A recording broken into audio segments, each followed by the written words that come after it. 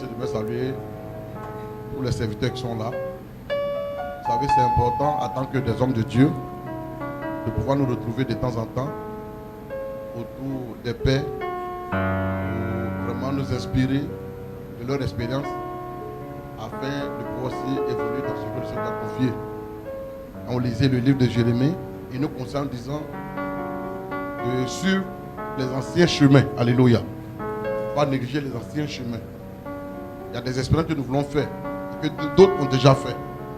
Il est important d'aller vers cela pour gagner en temps que de recommencer encore à zéro. Alléluia. C'est pourquoi je voudrais bénir le Seigneur pour vraiment l'initiative que son serviteur a eue. Lorsqu'il a partagé le projet avec moi, je voudrais dire, libère-toi, il faut le faire. Et on sera là derrière toi pour t'aider vraiment à l'organiser. Alléluia. Je voudrais bénir Dieu pour l'évangéliste qui est un fils légitime dans la foi avec son épouse, la prophétesse Véronique. Pasteur Ndoli, comme il a dit, ça fait depuis 86 que nous sommes ensemble et nous continuons à bénir le Seigneur ensemble. Amen. Il a dit lui-même, il est un homme de caractère, un homme de conviction et de décision.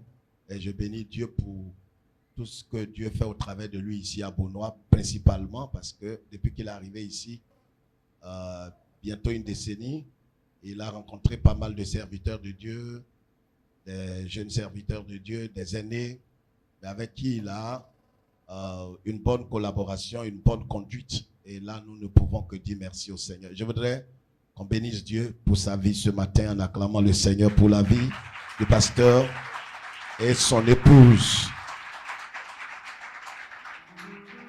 Je suis là aussi avec un autre serviteur de Dieu et son épouse. Il est le président national de la jeunesse dans notre communauté. Et il est aussi chargé du protocole et de la sécurité au niveau de nos communautés. Le pasteur Angoran Marcel et son épouse qui sont là ce matin. Je voudrais qu'ils bénissent Dieu pour leur vie. Voilà. Merci.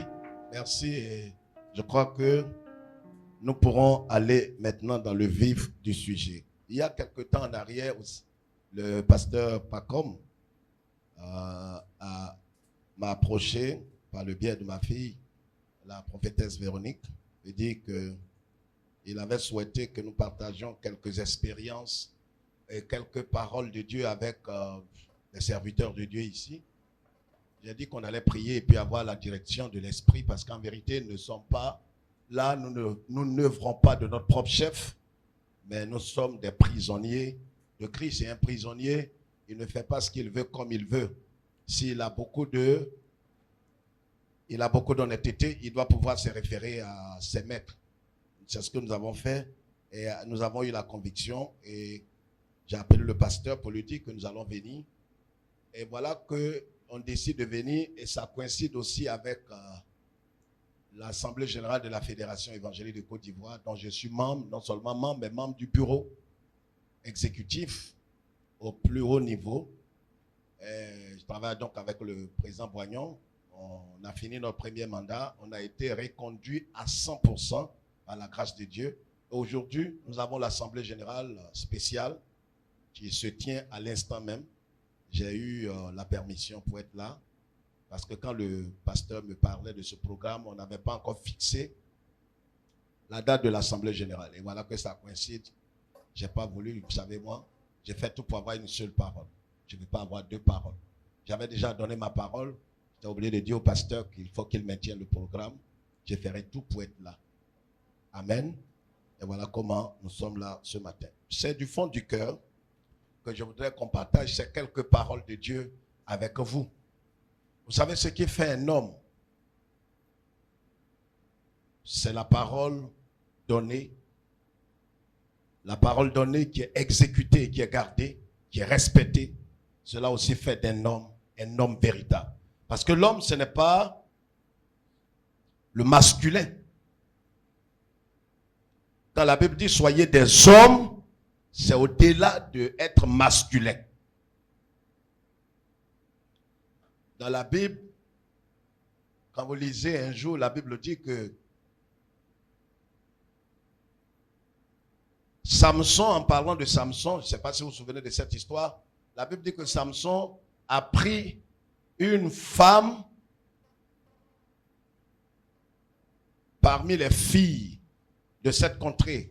Vous connaissez l'histoire de Delilah. Normalement, dans la Bible, ça ne devrait pas se dire parce que c'est parmi les filles qu'on prend une fille. Mais la Bible dit, il prit une femme parmi les filles.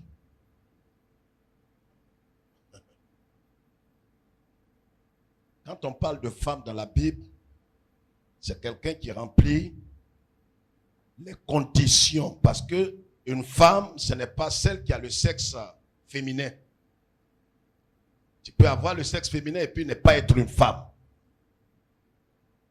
C'est un peu dans cet esprit-là que je voudrais qu'on comprenne, soit un homme véritablement à l'image de Dieu et selon ses principes. Pasteur, aujourd'hui Dieu nous a appelés. Allons-y dans la Bible, dans Éphésiens chapitre 4. On va gagner du temps. Éphésiens chapitre 4. Éphésiens chapitre 4, le verset 11 et 12. Allons-y. Éphésiens chapitre 4. Vous savez, avec les pasteurs, on est très à l'aise d'aller de l'avant parce qu'ils comprennent déjà l'écriture. Éphésiens chapitre 4. Est-ce que quelqu'un fait la lecture pour nous? Oui, révérend, tu peux lire. Et il a donné les œuvres comme apôtres. Oui, vous pouvez vous tenir debout si ça ne vous gêne pas. Et il a donné les autres comme apôtres, les autres comme prophètes, les autres comme évangélistes, les autres comme pasteurs et docteurs, pour le perfectionnement des saints, en vue de l'œuvre du ministère et de l'éducation du corps de Christ, jusqu'à ce que nous soyons tous parvenus à l'unité de la foi et de la connaissance du Fils de Dieu, à l'état d'homme fait, à la mesure de la stature parfaite de Christ. Amen. Celui qui est monté, c'est le même qui est descendu. Il a donné à l'église. Quand il parle de l'église ici, il ne fait pas allusion à une dénomination. Il ne faut pas confondre les dénominations qui sont des églises locales et puis le corps de Christ. Mais il fait allusion ici à tous ceux dans tous les temps qui ont été rachetés par le sang de Jésus, qui sont sortis du milieu du peuple pour s'assembler. Des hommes et des femmes qui ont connu ce que la Bible appelle la repentance envers Dieu et la foi en Jésus-Christ.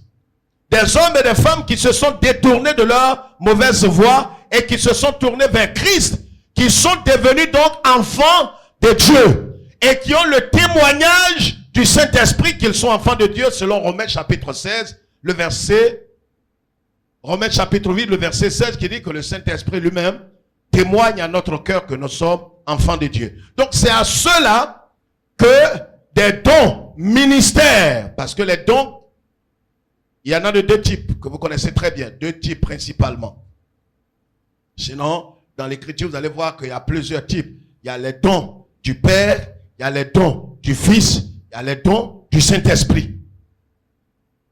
Peut-être qu'on aura l'occasion peut-être d'aborder un peu autour. Mais parlons ici des dons du Fils.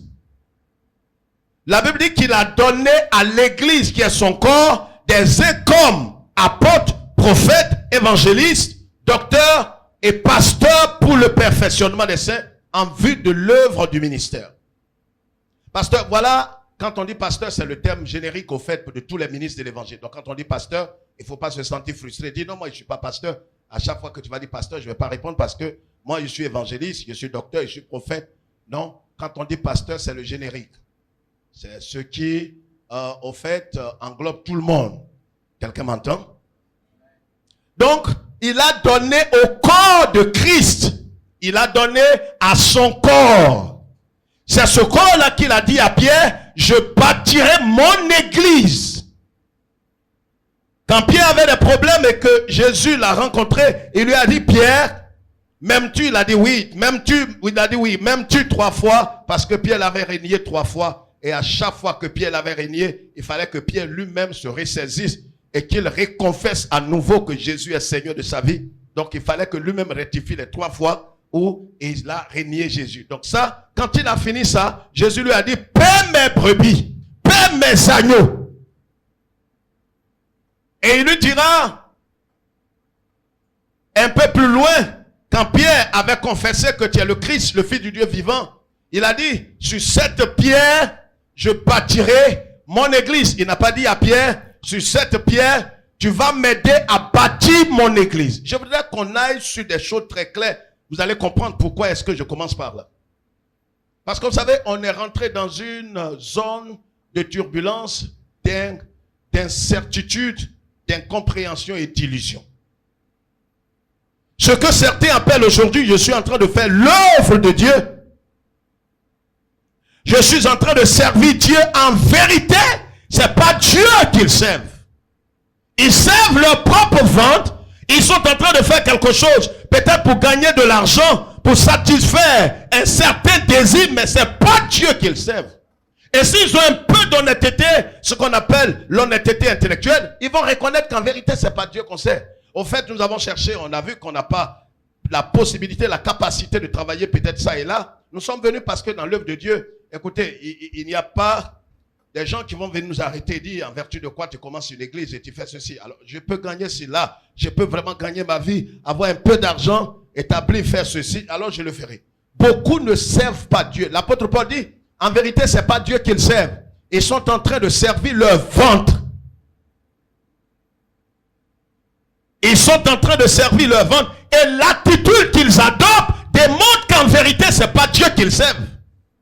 Vous savez, Jésus dit, vous les reconnaîtrez. Pas des signes. Il y a des signes par lesquels on reconnaît, il y a des fruits par lesquels on reconnaît un homme. Le tout ne suffit pas d'éblouir les gens, de dire je suis en train d'impacter ma génération. Moi, je n'ai pas besoin d'impacter qui que ce soit, d'impacter ma génération, d'impacter... Non. On va comprendre qu'en vérité, nous sommes passés à côté de la plaque et beaucoup sont en train de passer à côté de la plaque. Je prie que ce ne soit pas votre portion, frère.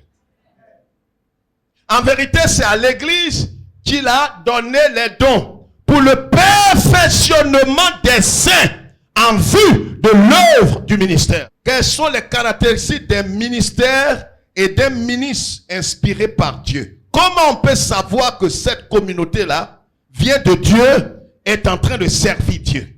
Comment on peut savoir que ce ministre de l'évangile, ce serviteur-là, est véritablement un serviteur de Dieu?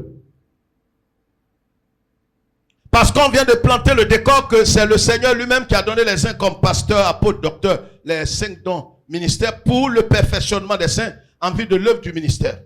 Alors quand on a compris cela, il faut comprendre, est-ce que véritablement c'est Dieu qui nous a appelés? Parce que vous voyez, notre légitimité part de celui qui nous a appelés. Je ne sais pas si je me fais comprendre. Nous allons dire certaines choses ce matin, nous allons sortir ensemble. Et on peut ne pas s'entendre. Je ne suis pas venu pour vous convaincre. Non, vous n'avez pas besoin de rire. Je ne suis pas venu vous convaincre. La Bible dit quand le Saint-Esprit sera venu, c'est lui qui convaincra le peuple du péché, de jugement et de justice. Je ne suis pas venu vous convaincre. Les gens souvent me disent, non, pasteur, tu ne m'as pas convaincu. Je dis, mais c'est ridicule. Je ne cherche pas à te convaincre. Je cherche à t'exposer. Ce n'est pas un débat. Je t'expose quelque chose. C'est quand on cherche à convaincre, c'est là qu'on a des problèmes. Je ne cherche pas à vous convaincre. Parce que celui qui convainc, c'est le Saint-Esprit. Et on peut ne pas se laisser convaincre par le Saint-Esprit. Alors le frère, je l'ai dit tout à l'heure, c'est le fils spirituel de l'évangéliste. Et puis, il est là ce matin, on ne pouvait pas imaginer. Vous allez le prendre pour un pasteur et autour, il sert Dieu aussi, à quelque niveau que ce soit. Mais il est rentré là ce matin de façon, en fait, je vais dire discrète. Autour, on ne voit aucun signe de policier sur lui. Écoutez-moi très bien. Il pouvait venir ici ce matin avec une arme, il pouvait venir ici en treillis, il pouvait venir ici en temps. Ça, c'est l'appareil extérieur. Et c'est ce que beaucoup aiment faire. Il faut qu'on les reconnaisse. Ce n'est pas mauvais. Ça dépend de l'attitude de leur cœur et leur intention. Et pourtant, ce matin, si on ne vous a pas dit que c'est un policier, on ne le reconnaîtra pas comme policier. Alors, il peut sortir là, et autour faire quelque chose dans la ville, et autour. Et puis voilà, un autre agent de la police l'arrête et lui dit, monsieur, descendez, présentez-moi vos pièces, et autour étant, il dit, je suis de la police. Qu'est-ce qui prouve que vous êtes de la police? Vous n'avez aucun insigne sur vous. Oui, il n'a aucun insigne sur lui. Maintenant, il va décliner son identité. Comprenez-moi très bien. Il décline son identité. Autour, il sort sa carte, sa carte professionnelle, qui fait de lui un policier. Il révèle ça. Et c'est en ce moment-là, on vérifie si ce n'est pas une carte falsifiée. On voit tous les signes dans le logo de la police et autour. Quand on a les preuves qu'il est policier, on lui donne les honneurs dus en son rang.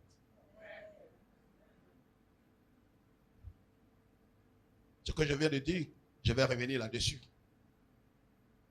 Ce n'est pas à lui de contraindre ceux qui l'ont arrêté, de lui rendre les honneurs. Bon gré, mal gré, par contrainte.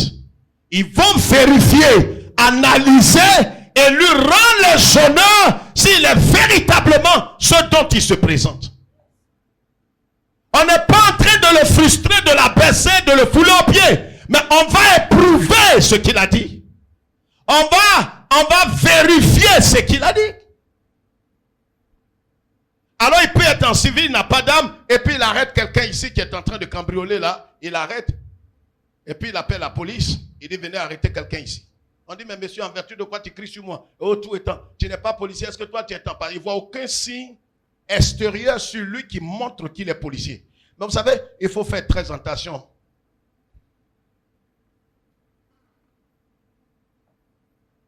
Entre l'autorité et le pouvoir. À tout moment, il peut arrêter quelqu'un ici. Quand bien même il n'a aucun insigne sur lui, à partir de son identité, il peut arrêter quelqu'un et l'amener à la prison. Parce que l'habit le révèle, mais sa carte le présente.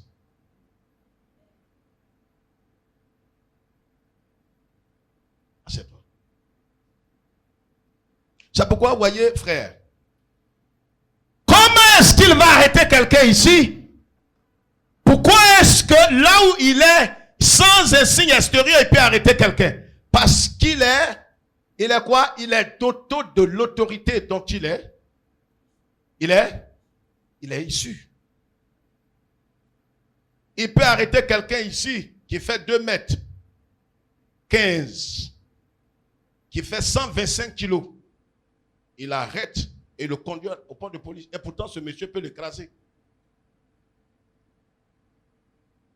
Le monsieur peut avoir le pouvoir de l'écraser. Mais lui, il a l'autorité de l'arrêter. Vous comprenez? Et pourquoi est-ce qu'il a l'autorité? Parce que son autorité le vient de celui dont il est issu et parle de le ministère de la Sécurité qui lui-même dépend du Premier ministre, qui lui-même dépend du président. Donc quand vous avez vu M. Agré, vous voyez le président en nombre derrière lui. Donc quand il veut te menotter, quelle que soit ta taille et ta grosseur, tu ne peux pas refuser, parce que si tu refuses, tu viens de te rebeller contre le chef de l'État. De qui tues-tu? De qui tires-tu ta légitimité et ton autorité? En vérité, voyez si réellement les pasteurs, les prophètes, les docteurs, les évangélistes, tous ces hommes savent véritablement de qui ils tirent leur légitimité, leur autorité, leur appel.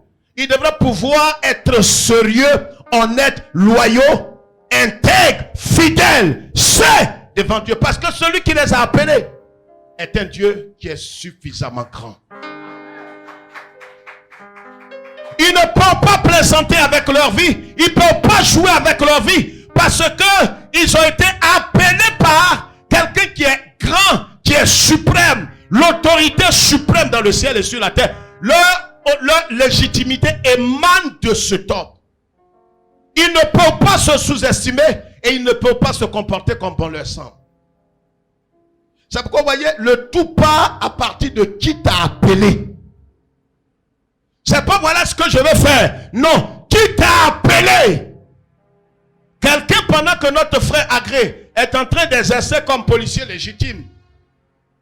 Quelqu'un peut imiter ses faits et gestes. Et lui aussi, de la même manière qu'il a arrêté quelqu'un, il a menotté. Quelqu'un lui aussi a ses menottes qu'il a achetées peut-être au black. Il arrête quelqu'un, il le menotte. Cela s'est fait dans la Bible. Actes des Apôtres, chapitre 19, vous connaissez l'histoire des 7 fils de Séva, où ils sont allés eux aussi. Ils ont vu Paul faire. Un matin, ils sont allés eux-mêmes. C'est des enfants d'un pasteur, ils sont 7. Ils sont allés, ils ont vu un monsieur, lui ont dit, aujourd'hui on fait ta délivrance. Aujourd'hui on te délivre. Alors allons dans l'église là-bas, on va te délivrer. Ils ont commencé certainement à l'encercler, à chanter les cantiques. Des bons vieux temps. Il est le feu. Qui peut contester?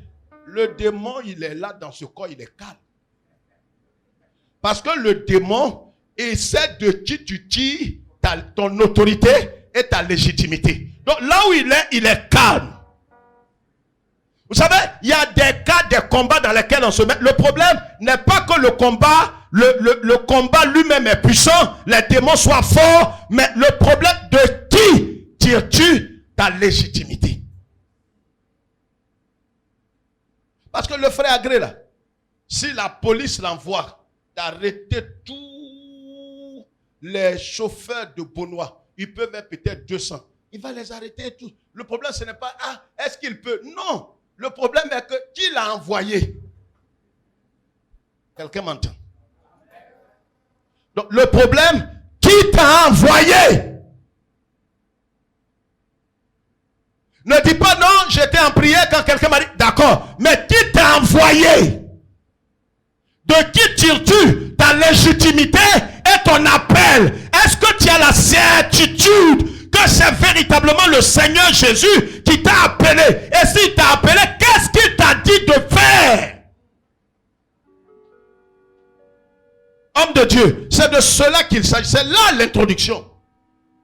Si on n'a pas pu répondre à cette question, tout le reste ne sera que peine perdue et vanité. Quand il va arriver, on va lui demander certainement, est-ce que tu as un quoi? Quand on envoie un agent de police pour aller poser un acte, qu'est-ce qu'on lui demande? Un mandat. Qui t'a mandaté? Voyez, ces 7 fils de Séva là sont allés, ils ont dit, au nom de Jésus que Paul prêche, nous-mêmes, on n'a pas d'intimité avec lui, on n'a pas été appelé par lui, notre légitimité, on le reconnaît, ne vient pas de lui, mais c'est pour ça qu'on dit Paul. Paul, au moins, on l'a vu faire.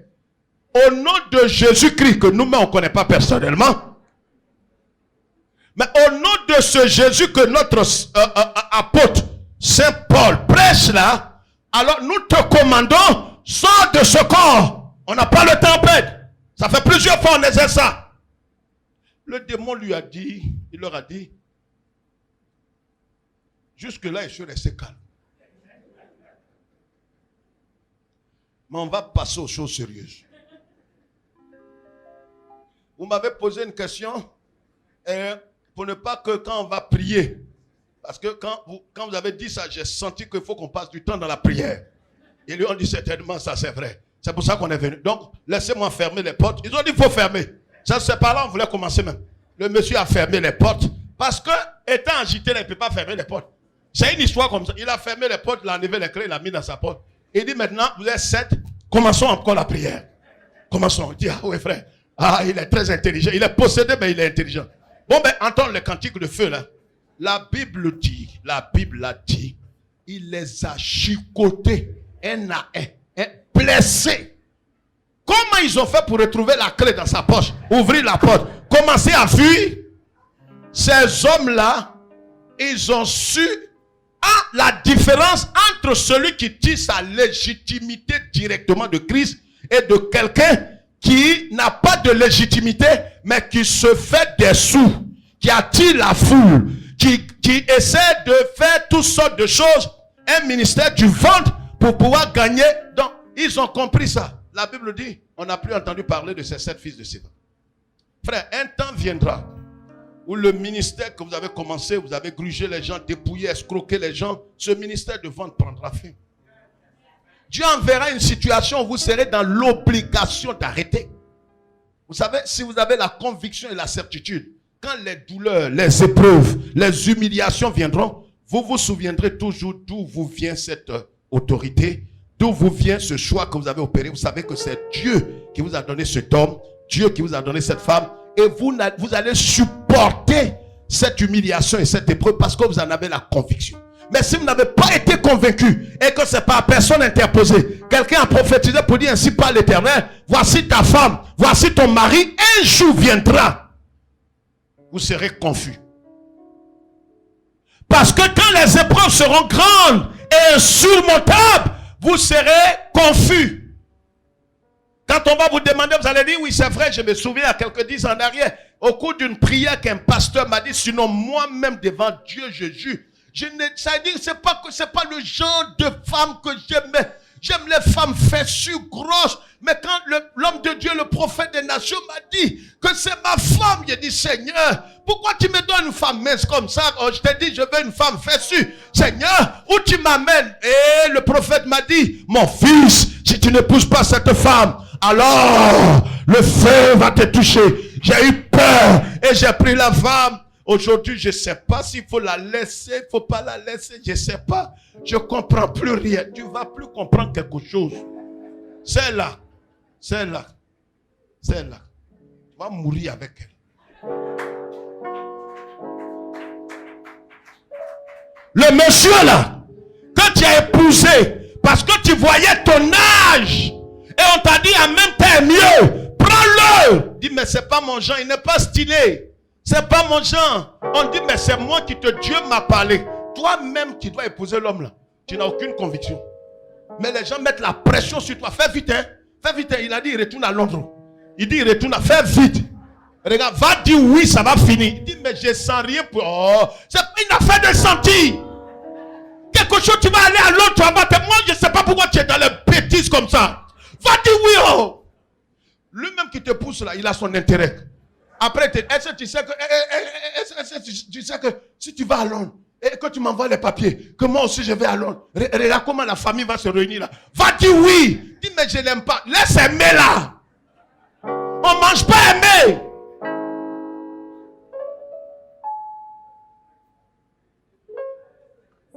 Le monsieur là, à qui tu as dit oui là, est-ce que tu as une certitude, une conviction?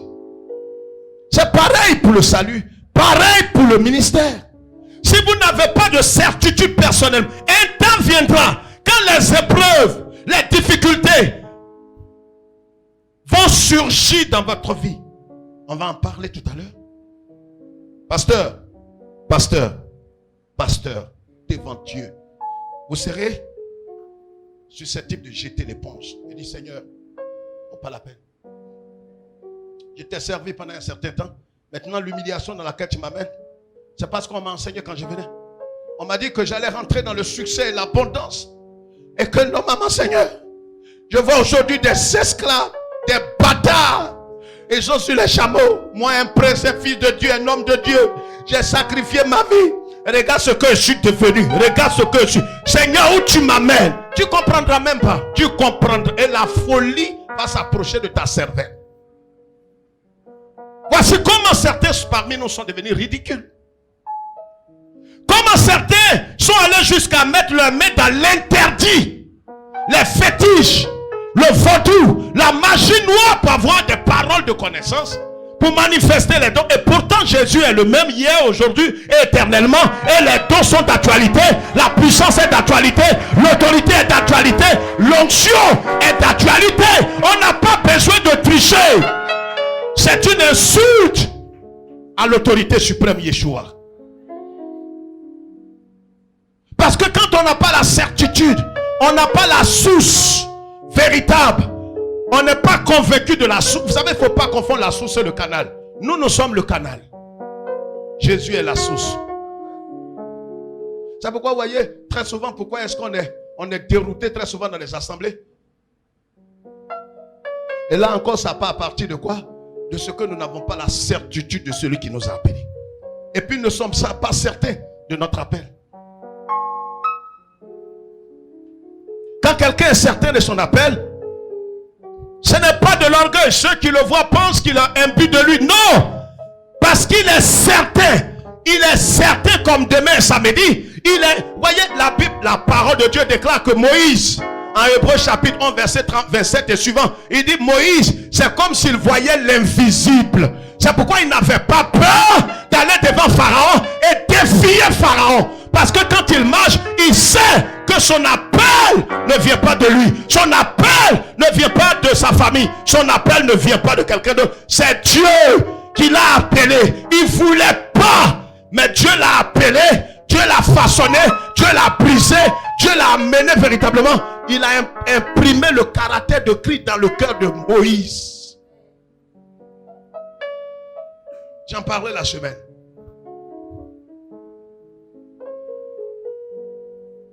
À une école biblique. La semaine. Vous savez, la première chose dont si vous prenez note, soyez certain de votre appel et de la légitimité de votre appel. Soyez certain. Pasteur, ce n'est pas quelque chose sur lequel vous devez lésiner. Un peu plus bas. Ce n'est pas quelque chose sur lequel vous devez douter. Ça veut dire, vous devez être certain comme demain samedi, que c'est Dieu qui vous... C'est comme le mariage. C'est Dieu qui vous a... C'est comme le salut aussi. Soyez certain, c'est pas... Bon, tu es sauvé? Oui. Tu es sauvé? Oui, je le crois. Je te demande si tu es sauvé. Ah, pasteur. Bon là, de toute façon, tu me poses 3 fois la question là. Et c'est Dieu seul qui connaît tout. Dieu seul connaît tout, d'accord? Mais est-ce que tu es sauvé? As-tu l'assurance de ton salut? Là encore, c'est un autre débat. Parce que quelqu'un va dire, non, les sorciers vont te manger. Un pasteur, ça ne va pas dans ta tête? Non, ça ne fait pas rire. Comment les sorciers peuvent te manger? Pourquoi vous voulez des doctrines comme ça pour escroquer les gens? La Bible dit que je suis mort et ma vie est cachée avec Christ en Dieu. Pas seulement en Christ, mais je suis caché dans le Christ et le Christ lui-même est caché en Dieu le Père. Le sorcier passe où pour aller me prendre en Christ et aller me retirer de Dieu le Père? C'est insensé, c'est immoral. Mais tout ça parce que dans tous ces domaines-là, nous n'avons pas de certitude. On navigue dans le flou. La première chose, soyez certain de votre appel et de la légitimité de votre appel et de celui qui vous a appelé. Si vous êtes certain que vous avez été appelé, il y a des attitudes que vous n'allez pas adopter, pasteur. Il y a des choses. Vous savez, parce que dans toutes ces choses, il y a quelque chose qui caractérise. Nous avons parlé de la police tout à l'heure. Notre frère Agré, s'il est ici par exemple, il y a ce qu'on appelle la déontologie dans un corps. Il y a des choses qu'il ne peut pas se permettre de faire en tant que policier, même s'il est en civil. C'est pareil pour les ministres de l'évangile. Vous ne pouvez pas prétendre avoir été appelé par le Seigneur comme don à son église et vous permettre de faire ce que vous voulez. C'est-à-dire vous opérez des choix, vous opérez des actions, vous faites ce que vous voulez. Regardez ici, pasteur, c'est même les femmes qui sont là. Vous invitez par exemple, vous allez sur la place publique, vous choisissez une servante. Vous faites les filles qui vous aident à la maison. Et puis la femme, la jeune dame, la jeune fille, elle arrive chez vous à la maison. Elle dit, attends, Dieu te bénisse. Hein? Donc, j'ai quelque chose vraiment, tanti, à te dire.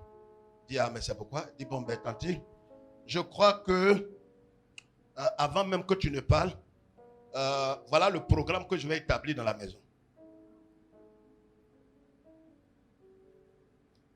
Je vais laver les assiettes, je fais la vaisselle, je balaye le salon.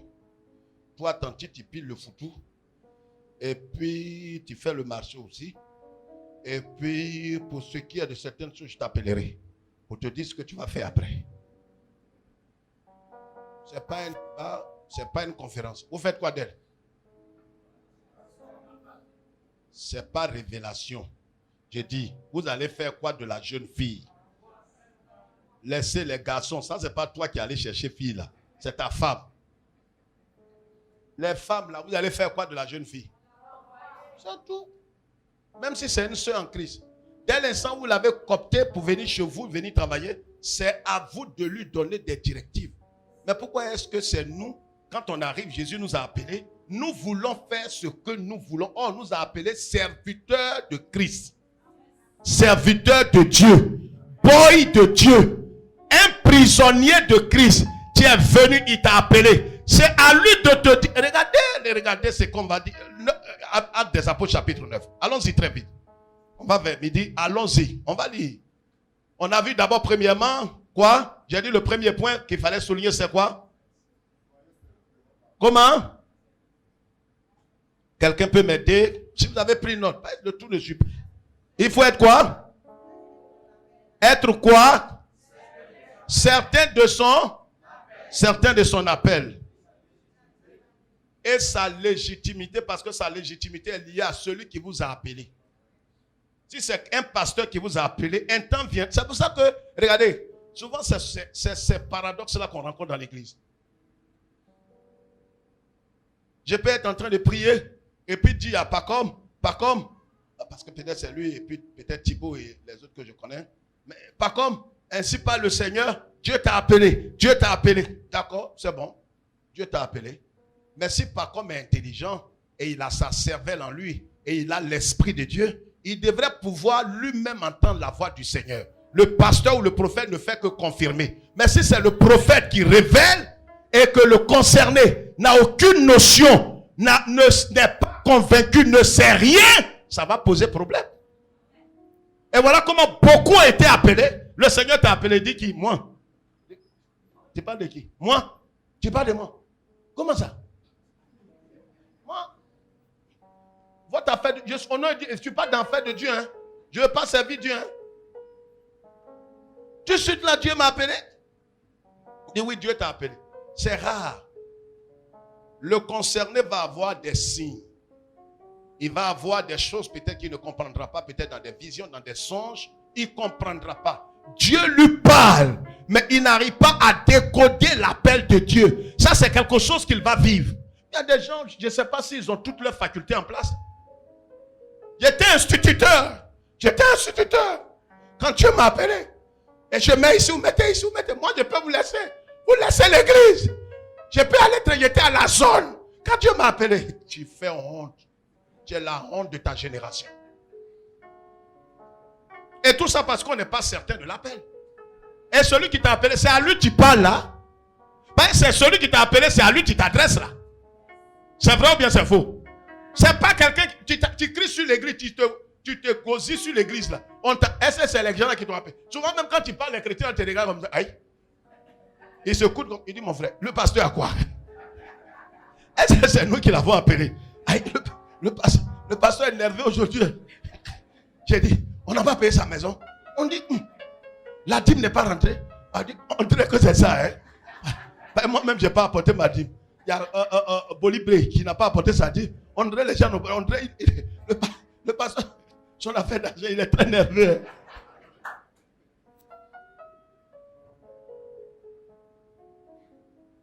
Regardez-moi dans les yeux. Ça fait honte. Honte.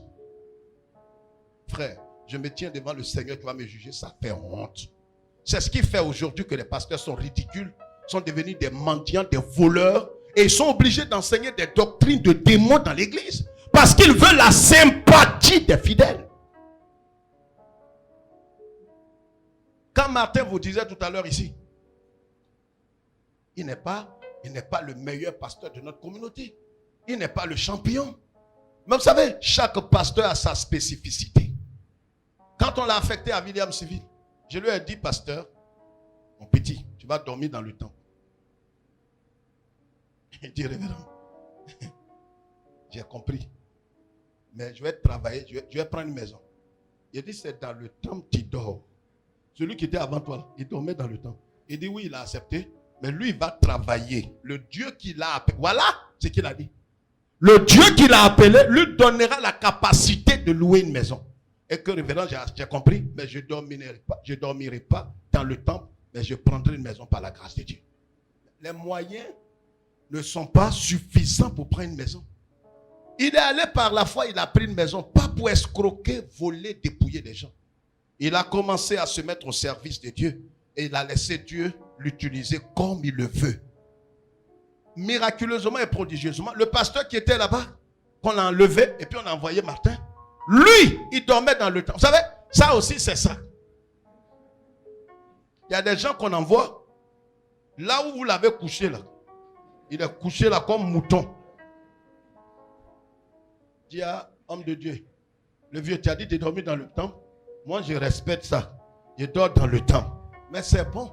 Tu vas mourir dans le temple. Normalement, c'est l'esprit qui est là. Maintenant, si c'est là-bas que tu veux dormir, ça aussi, c'est parce qu'il n'y a pas les moyens. Lui, il a loué une maison, il a commencé à vivre là. Et la maison est payée.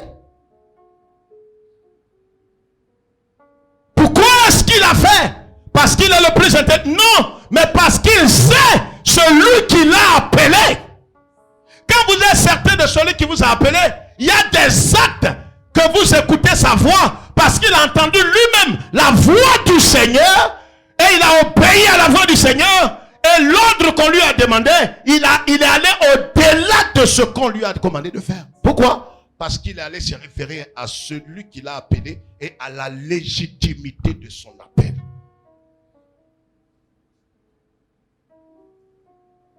Samuel! Qu'est-ce qui s'est passé? Il a entendu lui-même la voix, mais il n'arrivait pas à décoder la voix. Parce que le fils peut entendre, le père explique.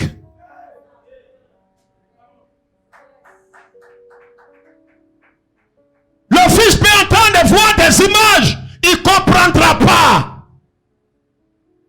C'est le père qui a la révélation, l'épignoxis, pour décoder. Il dit ce que tu as vu, voici l'explication. Jean est arrivé au ciel. Il commence à pleurer. Ah, on a foutu sur la terre. On a foutu. Il est vieillard là, le regard comme ça. Il dit petit là. Il pleure en bas là-bas. En haut ici encore, il pleure. Il y a des gens qui ont le ministère de pleurer. Ils croient que tout se résume par la pitié. Comme il pleure, les gens vont avoir pitié. Non. Dans le domaine des ministères de l'esprit, il n'y a pas de pitié. Il y a la compassion. Un vieillard appelé Jean dit petit. Les autres l'ont dit laisse-le. Laisse-le. C'est un des vieillards. Viens voir. Pourquoi tu pleures? Il dit ah, on est fini. On est fini. Il dit vous qui? Je viens de la terre. Mais ici là, les lames là, quand tu pleures là, on ne sait même pas ce que tu es en train de faire. On ne pleure pas ici. Pourquoi tu pleures? Non, c'est fini. On est perdu, fini. Dis perdu de quoi? Voici l'agneau qui a été immolé là, qui est couché là. C'est son sang qui est le garant de votre salut. Oh, Jean a vu, mais il ne comprend pas. Dans le ciel là-bas, vous savez, quelle que soit la position que tu occupes, il y a quelqu'un qui a l'épignoxis au-dessus de toi. Il y a toujours quelqu'un. Tu es papa, tu es patriarche, tu es évêque. Il y a quelqu'un qui a l'esprit éclairé pour te révéler certaines choses que ton esprit n'est pas encore arrivé. Voici ce qui a tué certains. On dit, ah, je connais, je suis un évêque, mon frère, ton évêque là, ça a te tué. Regardez ce que la Bible, Paul, il est en train d'aller, Jésus le saisit, le terrasse. Ceux qui sont autour de lui ont vu la lumière. Lui, il entend la voix. Il dit, maître, j'ai tout traité avec toi. Je vais tout traiter avec... Et il dit, non. J'ai établi des gens. Rentre dans la ville. On te dira ce que... Regarde, il y a des gens qui ne veulent pas avoir affaire à d'autres. Le ministère là, c'est enchaîné. Tu ne réussiras pas seul.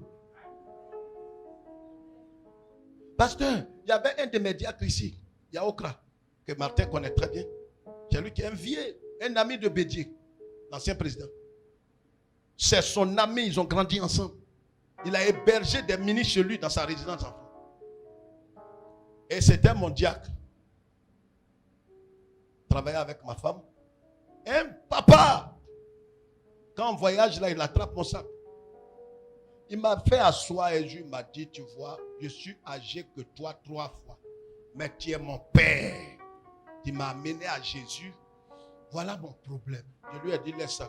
On ne prie pas pour ça. Prions, servons le Seigneur. Ce qu'on a besoin là, pendant que tu fais pour Dieu, Dieu va satisfaire ça. On ne prie pas pour ça. Laisse. Et dis tais-toi. Servons le Seigneur.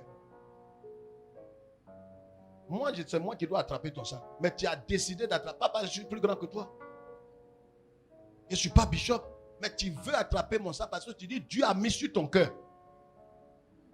Dieu va t'honorer. Toi, tu as l'âge de mon père, c'est toi qui attrapes. C'est quoi tu n'as pas connu? Maintenant, tu es tombé plus bas. Dieu va te relever. Mais regardez, tout ça, il faut s'arrêter sur son appel. Ne te compromets pas. Dieu va. Et c'est pourquoi quand Élie, le prophète, quand des gens sont venus, des prophètes sont venus tromper Akab pour lui dire ainsi parle l'Éternel. Akab a écouté ces gens parce qu'ils étaient nombreux. Mais Élie s'est arrêté sur son appel. Il dit le Dieu que je sais m'a dit. Arrêtez-vous là. Quelle que soit la fin, les épreuves, les difficultés, les humiliations, acceptez, attrapez votre cœur. Voilà le pasteur Ndoli. Au début du ministère, quand il le disait, en 96, 97, on prenait combien de repas par jour? J'avais ma fille aînée qui était là, Victoire, qui a un doctorat aujourd'hui. Barthel lui-même, il y a l'autre Omer. Puis c'est pas encore. Un seul repas. C'est riz. Ou bien garba. 200. Si on a trouvé poisson, on met du lait. Si tu n'as pas envie de manger, c'est le seul repas qui est là. Si vous voyez les photos d'avant, si vous allez chez lui un jour, demandez-lui, ah, vraiment, pasteur, montre-nous tes photos d'avant. Tu ne veux pas être gros comme ça et puis monter sur Papo. C'est lui qui attachait les papes. Qui est tombé un jour là? Il est quitté là-bas, tombé, pow! Et j'ai dit, revenant, ton fils là est tombé. Il dit, oh, alléluia. Il ne va pas mourir. Tant que la prophétie n'est pas accomplie, il ne va pas mourir. Couché là, il attrape son pied. Oui, ça va être fort. Après, on prend un peu de garde. Monte encore.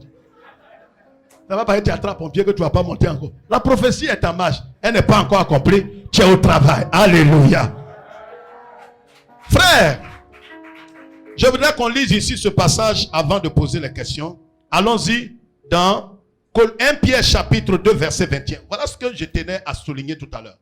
1 Pierre chapitre 2 verset 21. Colossiens chapitre 1 le verset 24 à 29. 1 Pierre chapitre 2 verset 21. On peut lire ces deux passages-là. Écoutez très bien. Pourquoi est-ce que beaucoup ont été confus? Pourquoi est-ce que beaucoup ont eu des ennuis? Attends d'abord. Attends. On est prêt? On peut lire ce passage? Lisons, pasteur. Lis le verset 20 d'abord. Le verset 20.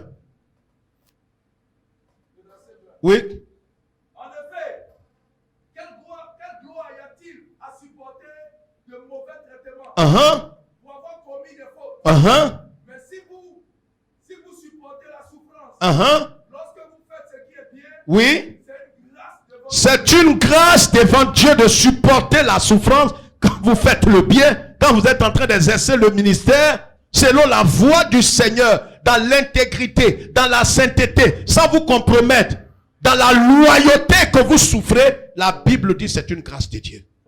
Le ministère, frères et sœurs, allons-y le verset 21 et je vais accélérer très rapidement.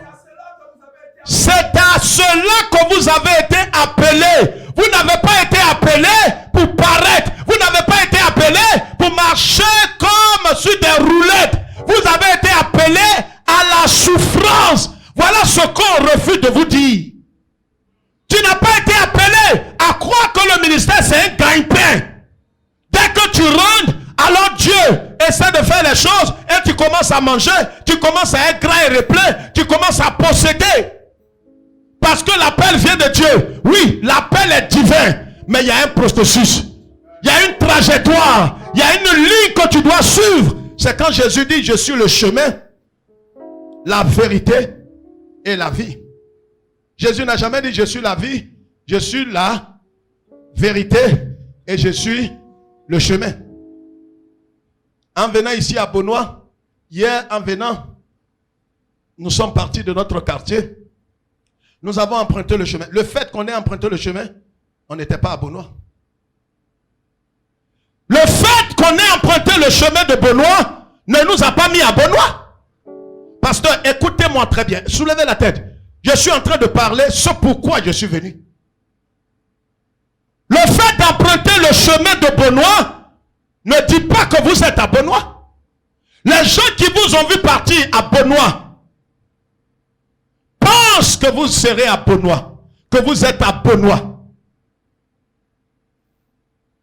Mais si vous ne suivez pas la trajectoire et les principes des codes de la route, vous n'arriverez pas à Beaunois. Écoutez-moi. Le fait que votre ministère, votre appel soit authentique, soit légitime, que ce soit Dieu qui vous ait appelé, ne garantit pas votre succès. Ne garantit pas votre succès. Vous avez une responsabilité dans la réussite. Vous avez une responsabilité dans ce qui va vous arriver. Ce n'est pas parce que Dieu vous a appelé que son appel est authentique, originel, que forcément vous allez réussir. Si vous ne marchez pas selon les principes de Dieu, vous ne réussirez pas et vous serez dans l'obligation morale pour vous donner un nom. Vous allez mettre la main dans l'interdit pour paraître aux yeux des gens que vous avez réussi. En Jean chapitre 10, le verset 27 et suivant, je connais mes brebis. Mes brebis entendent ma voix, mes brebis me suivent. En Matthieu 7, il dit à des gens qui ont prêché, qui ont fait des miracles, qui ont traité la foule, qui ont eu des voix, qui ont eu des cathédrales évangéliques, il dit, je ne vous ai jamais connu. Il dit pas, je ne me souviens pas de vous. Ceux qui ont des oreilles pour entendre, qu'ils entendent. Ceux qui ont des oreilles, pas pour orner leur tête, mais pour entendre, qu'ils entendent.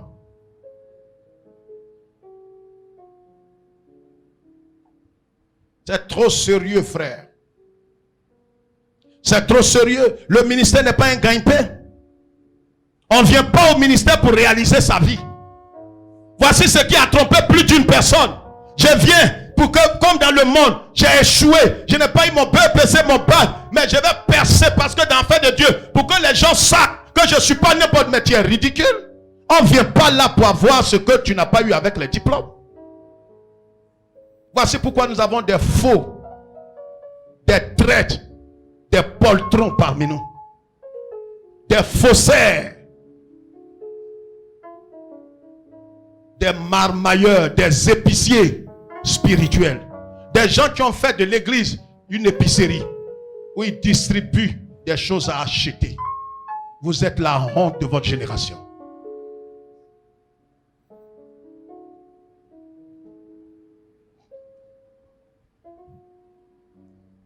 C'est pas une épicerie l'église où les gens viennent, qu'est-ce que tu veux, je vais te donner tant. Toi tu as la capacité de donner. Demain on va en parler. C'est vous qui vous servez de Dieu ou c'est Dieu qui se sert de vous? Même si tu n'as pas été à l'école, mais ta cervelle là doit pouvoir entendre des choses. On dit serviteur de Dieu. C'est pas toi qui te sers de Dieu. Mais aujourd'hui 80% des pasteurs évangéliques, ils veulent se servir de Jésus pour atteindre des buts inavoués.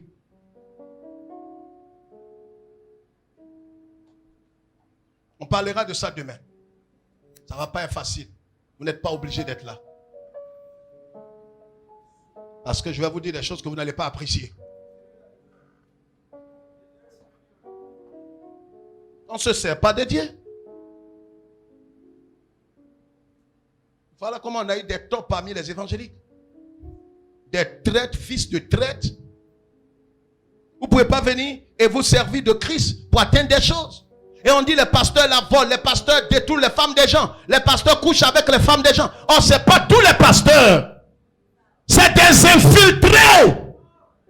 Ils sont parmi nous, mais ils ne sont pas des nôtres. Ils n'ont pas la sémence de Yeshua. Ils n'ont pas un appel authentique. Des traites. Ils sont venus pour se faire un nom. Nous prions que le ciel les retranche. Lis. Parce que Christ aussi a souffert pour vous. Vous laissez un exemple. Vous quoi? Vous laissez un exemple. Vous faites quoi? Vous laissez un exemple. Il a fait quoi lui-même? Vous laissez un exemple. Il a fait quoi? Vous laissez un exemple. Non. Il a fait quoi? Christ lui-même? Christ lui-même? Répondez-moi correctement. Christ lui-même a fait quoi? Quand il a souffert, il a tout accompli. Voilà comme l'évangile maçonnique, l'évangile de prospérité pervers, fait croire à certains que non, quand vous venez, le Seigneur a tout accompli et vous n'avez plus le droit de souffrir. Vous n'allez plus connaître encore la disette dans votre vie. Vous n'allez pas connaître l'échec, la stérilité. Vous n'allez pas connaître l'échec. Vous n'allez pas connaître la maladie parce que le Dieu que je sers. Mais vous êtes malhonnête. Demain, on va en parler. D'où vous tirez cet évangile maçonnique?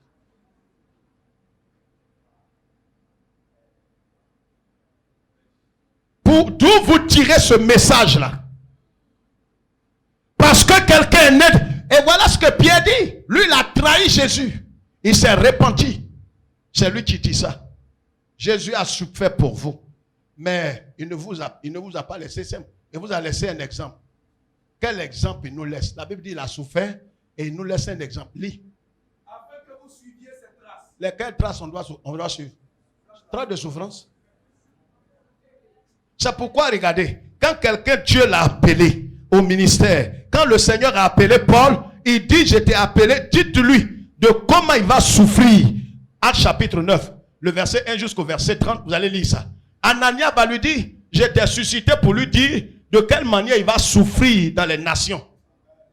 Aujourd'hui, quand Dieu appelle quelqu'un, il voit déjà, je vois 4 voitures, je vois des motos, je vois très loin des avions, je vois très loin tes yeux, c'est des yeux de chat. Est-ce que tu vois la croix? Il dit non, je ne vois pas la croix, je vois surtout la foule, je vois la foule, je vois l'argent, je vois quelqu'un qui vient me donner des milliards. Tu es fou. Tu es un infiltré, un fils maçonnique. Tu fais la rose croix. C'est dans rose croix, on voit tout en rose, rose, rose. Nous, on ne fait pas rose croix. On est pour la croix rose. On souffre et le temps sur cette terre, déjà, on commence à voir la rose avant de mourir. C'est pourquoi la Bible dit, Dieu a dit à David, le malheur atteint constamment. Pas des religieux. Le malheur atteint très souvent la honte, l'humiliation atteint très souvent les justes. L'Éternel l'en délivre toujours.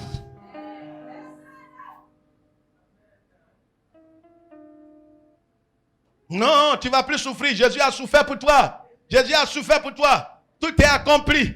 Tout est accompli, Seigneur. Tout est accompli. Oh, pour que j'ai mon visa pour aller aux États. Le Seigneur dit non, je t'ai appelé ici à Kokorankro. Dis non, Seigneur, je refuse cette voie. Je vois les États-Unis. Je vois la statue de la liberté, Seigneur. Voilà comment des gens ont pris leur convoitise pour la vision de Dieu. Ne confonds pas ton ambition et la vision. L'ambition, c'est ce qui vient de toi, ce que tu veux faire pour Dieu. La vision, c'est ce que Dieu te commande de faire pour lui. Pasteur Ndoli est au milieu de nous, c'est pourquoi je prends son exemple. Il n'a jamais rêvé d'aller aux États-Unis. Jamais. La façon dont Dieu l'a envoyé aux États-Unis, c'est miraculeux. Avant, son esprit était d'aller en France, quand il était plus jeune. Il rêvait d'aller en France. C'est ça ou c'est pas ça? Il voulait par tous les moyens aller en France. Aujourd'hui, lui, il va en France, il va en Allemagne, il va partout dans toute l'Europe. Les gens lui disent, viens encore. Là où il est, il peut se lever demain matin, il dit, il s'en va en Allemagne ou en Espagne. Mais il a rêvé ça il y a 25 ans en arrière. Il voulait faire... Quand tu t'arrêtes, c'est pour ça que tu as besoin de quelqu'un pour t'équilibrer, pour te recadrer. Parce que si tu te précipites, tu vas te perdre. Attends le temps Kairos. Il nous a laissé un exemple. Cet exemple qu'il a laissé, c'est pas autre autre chose, c'est la souffrance. Il n'y a pas un ministère qui vient de Dieu qui ne passe pas par le chemin de la croix. Assieds-toi. Il nous a laissé un exemple. Frère, c'est pourquoi si vous voulez éviter la souffrance, l'humiliation, l'abaissement, quand Dieu appelle un homme, c'est là que je vais parler de l'histoire de Moïse avant de m'arrêter. Permettez-moi 30 minutes. Regardez, quand Dieu a appelé Moïse, je le disais tantôt, Dieu a permis qu'on le cache. Il a grandi, il a reconnu qu'il n'est pas la fille, il n'est pas le fils de la fille de Pharaon. L'appel de Dieu a été manifesté dans son cœur. Il savait que Dieu l'avait destiné à quelque chose. Mais ce que Moïse a oublié de comprendre, c'est que quand Dieu t'appelle, entre le temps où Dieu t'appelle, la saison où Dieu t'appelle, et le temps de l'accomplissement de l'appel, il y a un trait. Il y a une période. Il y a une saison où Dieu va t'amener à l'école du désert. Quand il t'appelle, il te prend comme un parent normal. Il va t'inscrire à l'école du désert. C'est ça que beaucoup de pasteurs ne veulent pas entendre. C'est pourquoi j'ai dit qu'on définisse un temps soit peu vos principes de réussite dans le ministère. Qu'est-ce que vous appelez réussite? Qu'est-ce que vous appelez j'ai réussi, j'ai percé? Oh Makataye Kotuba. Ah, j'ai commencé avec les frères. Mais regardez comment il nous a dépassés. Aujourd'hui, il a 1000 membres. Il a bâti son temple. Et puis moi, je suis en train de traîner. Oh, je prends la sainteté. Je prêche la croix. Je prêche le message de la repentance. Mais qu'est-ce que Dieu, je t'ai fait? Dieu, je t'ai fait quoi? Parce que c'est comme ça que tu fais. C'est toi-même qui pousse les gens à mettre leurs mains dans ma magie. Parce que je te dis quelque chose. Cette année, jour d'année d'élection, si tu ne me bénis pas, ce qui va arriver là, tu seras responsable. Frère, laissez-moi vous dire ceci. Moïse qui a reçu et qui a senti l'appel de Dieu.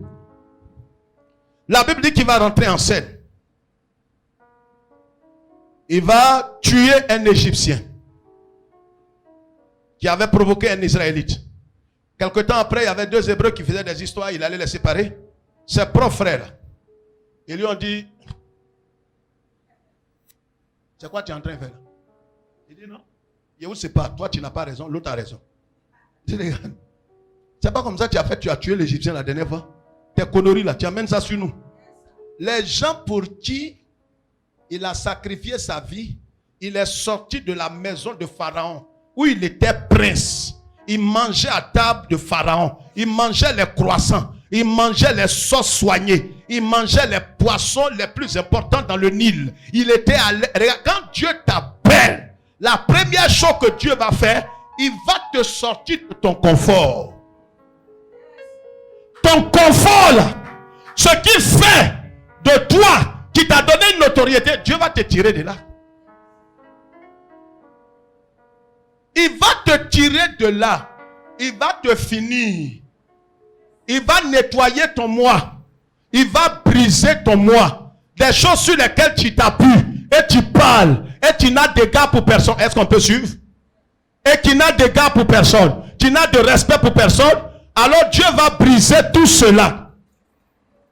Pour que tu dises, à la fin, quand Moïse, il se prenait pour un guerrier. Il se prenait pour un appelé. Un prophète.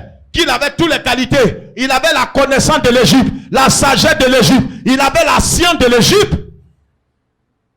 Mais Dieu va faire quelque chose. Regardez ce passage. Allons-y rapidement. Il est midi 20. Exode chapitre 3, verset 10. Allons-y vite, on va finir. Exode 3, 10. Allons-y vite. Hein? Exode 3, 10. Exode chapitre 3, verset 10. Exode chapitre 4, verset 10 aussi. Oui, écoutez très bien. Hein? Dieu a appelé Moïse. Il s'est précipité. Vous connaissez son histoire, il avait 40 ans. Et dans sa précipitation, parce qu'il pensait que dès que Dieu t'appelle, tu rentres en scène. Et quand tu rentres en scène, les choses prodigieuses vont commencer. Les miracles, le succès va t'accompagner parce que le Dieu qui t'a appelé est un Dieu de miracles et de succès. Mais ce n'est pas comme ça l'appel de Dieu. Quand Dieu t'appelle, il te prend, il va t'inscrire à l'école du désert. Il va te dépouiller. Ton moi, ta connaissance, tes acquis, sur quoi tu t'appuies. Il va enlever tout ça. Peut-être tu as un réseau d'amis. Tu as un réseau de connaissances. Tu as de l'argent. Dieu va faire en sorte que tous ceux qui te soutenaient dans le monde, quand tu étais chrétien, c'est maintenant que tu as été appelé au ministère, il va faire en sorte que tous ces gens, leur cœur s'endurcissent envers toi. Pour que toi, tes yeux soient sur qui? Jésus et Jésus seul. Quelqu'un m'entend ce matin? Je demande si quelqu'un me suit encore. À la fin, tu te demandes, Dieu, maintenant que j'ai accepté de te servir dans la loyauté, mais que se passe-t-il avec mon oncle?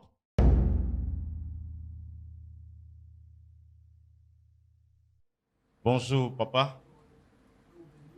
Amen. Je voudrais vous dire merci. D'emblée, je voulais dire, c'est un témoignage. C'est longtemps, j'ai vécu encore ces moments de restauration.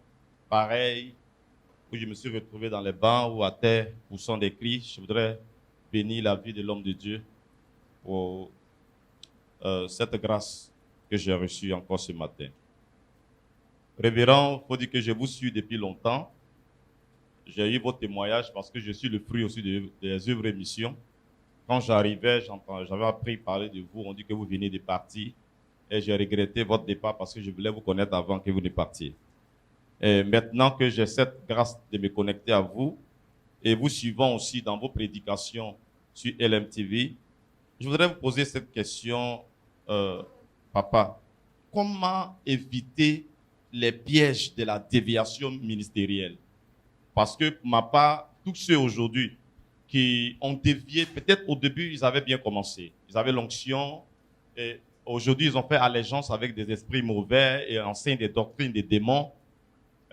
Comment commencer avec l'Esprit de Dieu et comment se maintenir dans cette position jusqu'à ce que nous finissions? Ça, c'est ma première préoccupation. Et puis, la deuxième préoccupation, comme vous l'avez dit dans votre intervention, comment, à quel moment, à quelle saison savoir prendre les offrandes quand quelqu'un vient auprès de vous et que la personne peut-être a été appréciée votre prestation que vous offrez, à quel moment, pour ne pas ressembler à Géasi, à quel moment il faut prendre l'offrande, à quel moment accepter les dons? Je crois que tout part à partir de la conversion. Vous savez, il y a ce qu'on appelle en français un mal congénital. C'est-à-dire, il y a des enfants qui sont nés avec des maladies depuis le sein de leur maman. Je ne sais pas si vous comprenez ce que je veux dire. C'est-à-dire, il y a des gens qui sont nés avec des malformations depuis la grossesse. Malheureusement, c'est parallèle dans la foi chrétienne. Ce n'est pas qu'il y a des gens qui soient super spirituels ou particuliers. Il y a des gens avec qui nous avons commencé le ministère. Je ne suis pas au fond, je ne suis pas au bout. Il y a des gens avec qui nous avons commencé, mais qui ont pris des chemins, des raccourcis. Il y a des gens qui ont bien commencé, comme vous l'avez dit, et qui sont aujourd'hui, qui ont fait allégeance à des esprits. Bon, j'ai dit tout à l'heure que de vous tous, je ne connais pas assez de personnes, à part mon fils Martin et puis son épouse Véronique, et quelques-uns que peut-être je connais de loin. Il y a des jeunes gens que je connais. Et lui, Martin, par exemple, c'était ses collègues quand ils étaient des zonaux, des leaders de zone, à l'époque aux cellules de prière. Et il a vu d'autres sur Internet, c'est pas ce que tu m'as dit, qui sont devenus des bishops en France et autour et tout. Des gens qui ont grandi auprès de moi, sous mon autorité. À l'époque, il y a un aujourd'hui que je tais le nom, qui est très en vogue. À l'époque, le pasteur Dion disait, c'est-à-dire, il parlait comme moi, il marchait comme moi, il faisait comme moi, il faisait. Même si on dit quelqu'un imite quelqu'un, mais lui, il était extrême. Au point où, un jour, le pasteur Dion a dit, mon petit, on dirait que tu es la photocopie exacte de tous ceux quand même qui suivent Kwame. Mais on dirait toi, mais aujourd'hui, il est devenu l'un des magiciens les plus importants en France. Les gens m'ont demandé tout dernièrement, mais qu'est-ce qui n'a pas marché chez ton petit là? Regardez ce qu'il allait faire. J'étais au Luxembourg et en Belgique et les gens m'ont dit, il y a un jeune qui se réclame de toi ici, qui est connu dans toute la Belgique, qui a couché avec une maman et sa fille, nous sommes animés souvent d'un esprit de grandeur. Voici, pasteur, tu comprends ce que je dis? Quand on est animé d'un esprit de grandeur et qu'on n'est pas prêt à atteindre l'accomplissement de la vision, et que nous avons des ambitions cachées dans notre cœur pour atteindre ce que Dieu nous... Vous savez, Dieu peut me dire, il peut me dire, voici comment tu vas faire pour prendre ce lotus. Vous voyez, je suis ici. Et Dieu me dit, tu vas prendre ce lotus. Mais je ne sais pas que Dieu va me faire passer par ici, rentrer par là, passer là, revenir ici, tourner ici, passer là, rentrer là. C'est la voie que le Seigneur a tracée. Mais moi, en étant ici, je me dis quand même, il faut être bête pour faire tout ce tour au lieu d'aller tout droit à la prendre ce lotus. Je ne sais pas si tu comprends ce que je dis. Voici ce que nous ne sommes pas prêts. Regarde, la Bible dit, si vous avez été engendré par l'Esprit, vivez aussi par l'Esprit. Nous ne sommes pas prêts à marcher par l'Esprit. Demain, je partagerai comment j'ai été délivré du ministère. Parce que si tu n'es pas délivré du ministère, tu voudras par tous les moyens réussir par tes principes à toi. Et c'est tes réussites-là qui vont t'entraîner dans des raccourcis et dans des ramifications d'échecs. Ceux qui ont emprunté de la magie, certains étaient honnêtes. Mais ils n'ont pas voulu attendre le temps. Vous comprenez? Il n'y a pas d'autre voie. Alors, laissez-moi vous lire ce verset. Prenez votre Bible. Vous. Prenez votre Bible. Regardez dans 2 Thessaloniciens chapitre 2, verset 9 à 10. Lisez ça rapidement. Lisez ça rapidement. Vous allez comprendre pourquoi certains qui ont bien commencé, à un certain moment, ils ont été égarés. Qui est-ce qui? Et qu'est-ce qui a pu bien se passer? Lis vite. 2 Thessaloniciens 2, 9 à 10.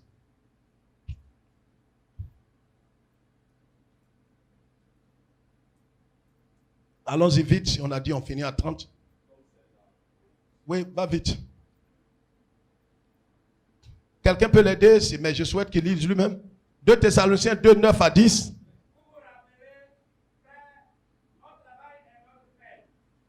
2 Thessaloniciens. Écoutez très bien, pasteur. Écoutez très bien. Écoutez très bien. Comment certains que vous avez vus bien partir sont tombés dans l'allégeance aux esprits étrangers, sont tombés dans des déviations doctrinales, sont tombés dans des hérésies et autres. Lis. L'apparition de cet esprit se fera par la puissance de Satan. Oui. Avec toutes sortes de miracles, de signes et de prodiges mensongers. Continue. Et avec toutes les séductions de l'iniquité pour ceux qui périssent, parce qu'ils n'ont pas reçu l'amour de la vérité pour être sauvés. Ils n'ont pas reçu l'amour de la vérité pour être sauvés. Ça, c'est la première partie. Allons-y. Aussi, Dieu envoie pour tous ceux qui ont entendu la parole de Dieu, qui ont écouté la parole de Dieu, qui ont expérimenté les dons spirituels, qui à un certain moment n'ont pas aimé l'amour de la vérité. La vérité est une personne vivante, c'est Jésus-Christ. Ils n'ont pas voulu écouter le Christ, qui est la vérité personnalisée. Ils n'ont pas voulu aimer Christ au détriment de leur vie. Ils n'ont pas voulu aimer Christ au détriment de leur ministère. Ils aiment le ministère plus que Dieu. C'est ce qui a failli m'amener à la mort.